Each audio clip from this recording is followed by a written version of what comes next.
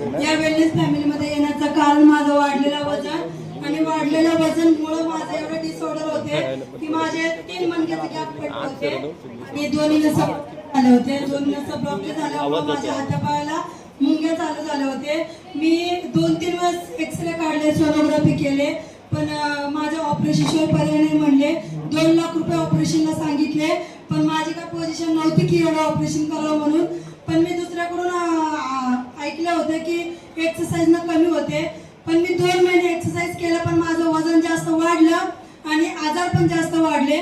पण एक डॉक्टर इथं आमच्या इथं डॉक्टर दीपक डोळे सर, त्यांना ग्रेट गुरु ते पण आहेत माझे, आणि त्यांनी मला माझे ग्रेट गुरु विकास सराफ सर, हॅलो,